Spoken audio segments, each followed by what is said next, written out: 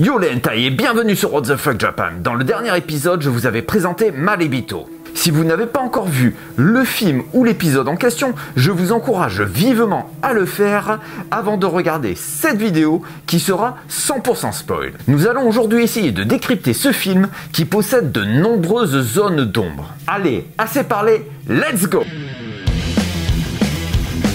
Dès les premiers instants, le film nous fait voir la réalité à travers une caméra. On pourrait même être tenté de croire qu'il s'agit d'un found footage. Genre qui a cartonné quelques années auparavant avec le très connu projet Blair Witch, mais dont les origines du genre remontent à 1980 avec le non moins célèbre Cannibal Holocaust. Bref, les outils pour capturer la réalité en vidéo vont être omniprésent. Que ça soit la caméra de Masuoka bien sûr, son téléphone portable ou encore les caméras de surveillance placées dans son appartement. Mais en quoi cela peut-il être une critique de la société des écrans? Tout simplement parce que le métrage dénonce, à mon sens, la distance à la réalité que créent ces derniers. Par exemple, lors du suicide de Kuroki, Masuoka n'a pas conscience de la violence de ce qu'il est en train de filmer. De même, il va récupérer la fille étrange, qu'il va appeler Fu, et la séquestrer dans son appartement. Puis, quand il ne sera pas chez lui, il va l'observer à travers les caméras de surveillance de son appartement comme si c'était un vulgaire toutou. D'ailleurs, la vendeuse dans le magasin lui dit que ce système sert à ça, à surveiller son animal de compagnie.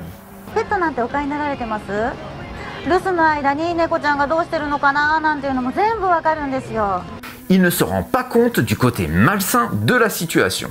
Pire encore, il va filmer la lycéenne alors qu'il est en train de la tuer. D'ailleurs, avant qu'elle soit tuée, on va voir le rapport étrange qu'elle entretient à la caméra. Elle se prépare à se prostituer, mais ce qui l'intéresse le plus, c'est l'image qu'elle renvoie.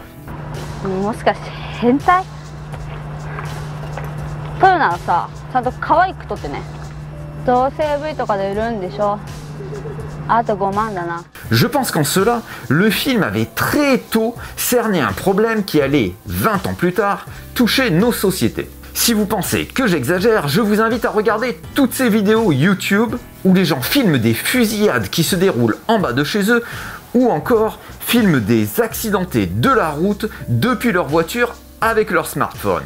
La distance à la réalité que crée l'outil nous met en danger. Le bon réflexe lors d'une fusillade est d'aller se réfugier au milieu de son appartement et de rester à terre.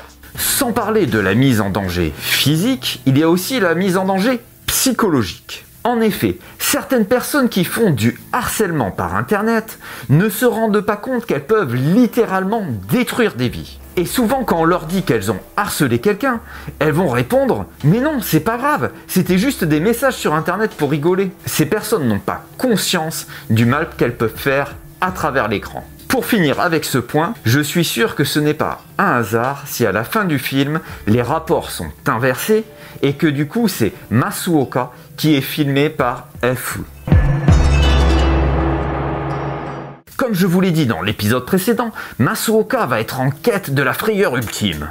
Et pour ça, il est prêt à tout, même à succomber à la folie. La mise en scène ici va avoir son importance, puisqu'elle va presque nous offrir une allégorie de la psyché du personnage. On dit souvent de quelqu'un qui a perdu la raison qu'il a sombré dans la folie. Masuoka va ainsi petit à petit s'enfoncer dans les tréfonds de la ville. Le point de départ sera son appartement situé au 7e étage. 7e ciel? C'est un lieu familier pour lui. Puis il va marcher dans la rue et l'extérieur représente un environnement qu'il peut déjà moins maîtriser. Il retourne alors dans le lieu du suicide.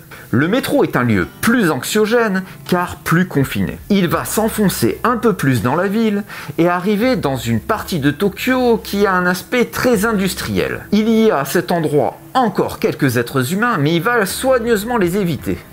Il va ensuite descendre des escaliers qui vont le mener à une étrange porte. Celle qui est censée pousser au suicide tous ceux qui la traversent. Après ça, il va sortir par un tout petit passage et atterrir dans un endroit que l'on dit avoir été construit à la période de la Seconde Guerre mondiale. En continuant son chemin, il va tomber sur un tunnel dans lequel il va croiser le fantôme de Kuroki. Après être sorti du tunnel, il va arriver sur le mont de la folie. Environnement pour le moins étrange, puisque l'on est sous terre, mais le lieu est baigné d'une lumière naturelle. Puis il va atteindre la dernière strate, endroit où semble avoir vécu une ancienne civilisation. C'est là où il va trouver FE. Comme vous pouvez le voir, nous avons 9 strates qui vont aller crescendo dans l'étrange. Je me demande d'ailleurs dans quelle mesure ces 9 strates ne sont pas un petit clin d'œil aux 9 cercles de l'enfer de Dante. J'en profite pour vous faire remarquer une astuce de mise en scène qui a été utilisée ici. Lorsqu'un personnage parcourt un chemin, normalement il évolue toujours dans la même direction pour montrer la progression. Par exemple, il va toujours rentrer à gauche du cadre et sortir à droite. En revanche, si l'on veut faire comprendre que le personnage est perdu, on va le faire entrer et sortir du cadre de manière totalement random. Et c'est bien la technique qui est utilisée ici. À tout seigneur, tout honneur, donc commençons par Masuoka. Comme nous l'avons déjà vu, il veut expérimenter la peur ultime. Au début du film, il va d'ailleurs se mettre en condition pour ça.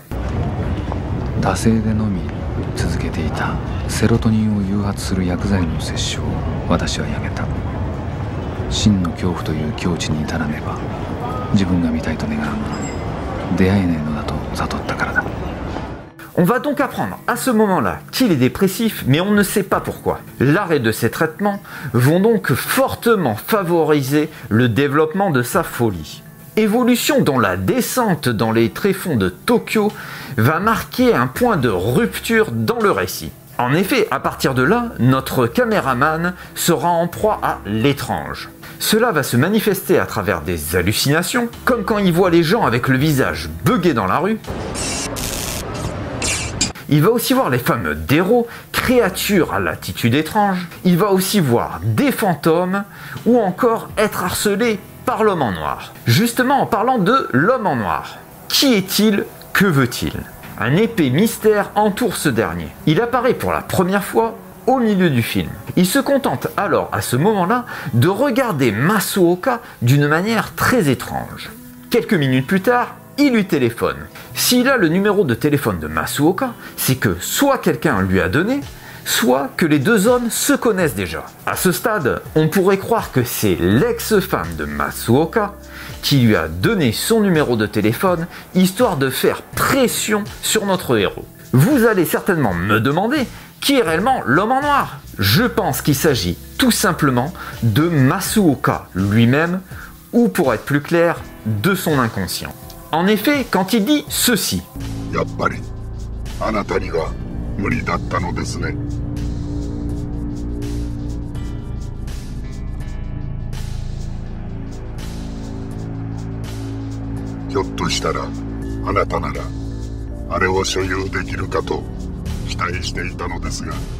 en réalité, il faut comprendre que Masuoka espère au fond de lui-même pouvoir apprivoiser FE. Le fait que l'homme en noir n'a pas réellement d'existence est aussi confirmé par la mise en scène. Lors des appels téléphoniques, on ne voit jamais de numéro de téléphone apparaître sur le téléphone et à aucun moment on voit l'homme en noir avec un combiné à la main. Cela nous laisse penser qu'en réalité Masuoka se parle à lui-même. D'ailleurs, cette non-existence est évidente dans le dernier appel. Masuoka va appeler une cabine téléphonique, on va voir cette dernière, mais il n'y a personne autour. Pourtant, Masuoka va entendre l'homme en noir à travers le combiné. Une fois qu'il a fini son appel, on revoit la cabine téléphonique, mais toujours personne.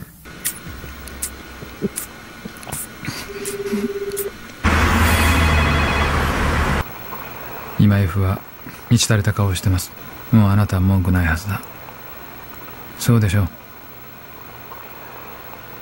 そうですね。あなたが正しいです。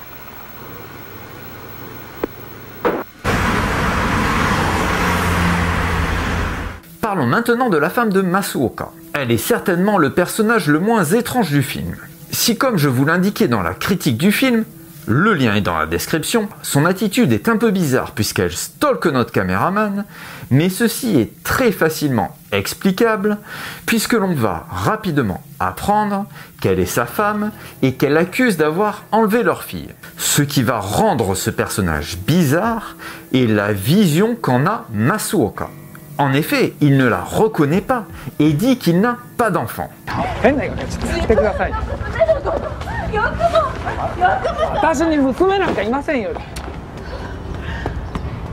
Du coup, on va toujours s'interroger sur qui dit la vérité et l'étrange va naître de cette situation.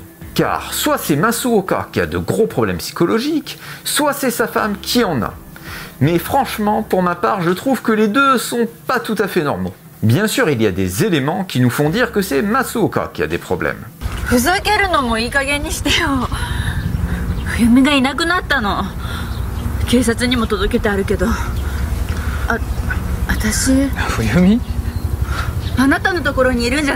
La femme nous apprend que leur fille s'appelle Fuyumi.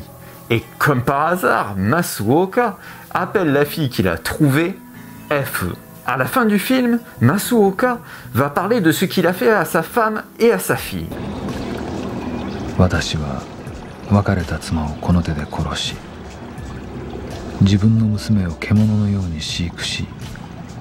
Alors, est-ce que ce sont réellement son épouse et sa fille, ou est-ce que c'est au contact des autres personnages qu'il va se dire que ce sont sa femme et sa fille? Difficile à dire à ce stade de l'analyse.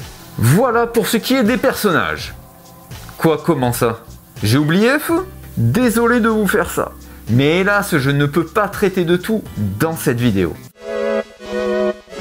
Dans le prochain épisode, je vous indiquerai donc tout ce qu'il y a à savoir sur FU et je vous dirai aussi quelle est la grande influence qui pèse sur ce film.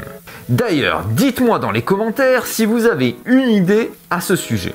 Comme d'habitude, je vous invite à enclencher la Triforce. Abonnement, cloche, partage. C'est vraiment important pour m'encourager à poursuivre la chaîne. Allez, je vous dis à dans 2 semaines, matane!